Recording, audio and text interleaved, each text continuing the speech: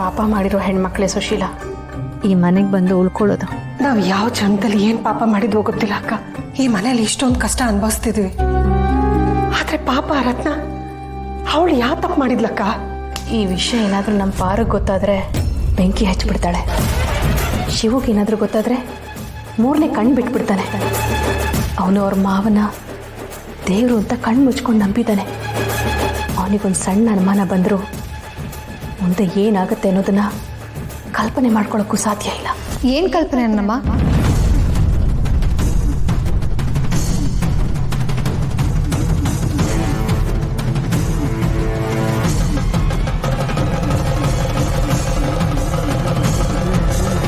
ಅದು ಏನಿಲ್ಲ ಪಾರು.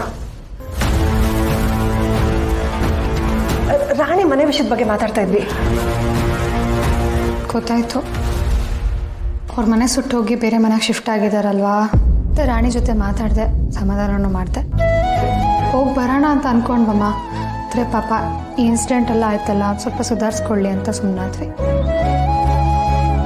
ಇನ್ನೊಂದು ವಿಷಯ ತುಂಬ ಖುಷಿ ಕೊಡ್ತಮ್ಮ. ಮೊದಲೆಲ್ಲ ಆಗಿದ್ದರೆ ಈ ಮನೆಯಲ್ಲಿ ಹೆಣ್ಮಕ್ಳು ಬದುಕೋದಕ್ಕೆ ಸಾಧ್ಯನಾ ಅಂತ ಅನಿಸ್ತಿತ್ತು. ನಿಮಗೆ ಗೊತ್ತಲ್ವಾ, ನಾನು ಮದುವೆಗೂ ಮುಂಚೆ ಎಲ್ಲಿ ಮಾತಾಡ್ತಿದ್ದೆ, ಎಷ್ಟು ಸೈಲೆಂಟ್ ಆಗಿರ್ತಿದ್ನಲ್ವಾ. ಇನ್ನು ನೀವುಗಳು ಮಾತೇ ಮರ್ತ್ಬಿಟ್ಟಿದ್ರಿ. ಆದರೆ ಈಗ ಹಾಗಲ್ಲ. ರತ್ನ ಈ ಮನೇಲೂ ತುಂಬ ಖುಷಿಯಾಗಿದ್ದಾಳೆ. ಅದೇ ಸಮಾಧಾನ ಆಯಿತು ನನಗೆ.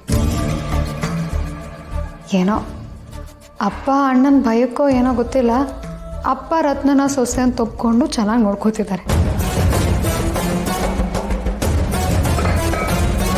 ಅಮ್ಮ, ನಿಮ್ಮ ವಿಷಯ ಹೇಳದೆ ಮರ್ತೆ.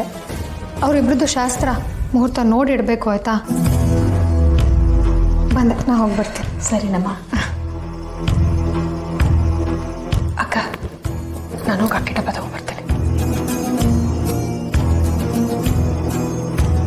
ಪಾರು, ರತ್ನಂಗೆ ಈ ಮನೆ ಸ್ವರ್ಗ ಆಗಿದೆ ಅಂದ್ಕೊಂಡಿದ್ಯಾ? ಆದರೆ ನಿನ್ನಿ ತವ್ರ ಮನೆ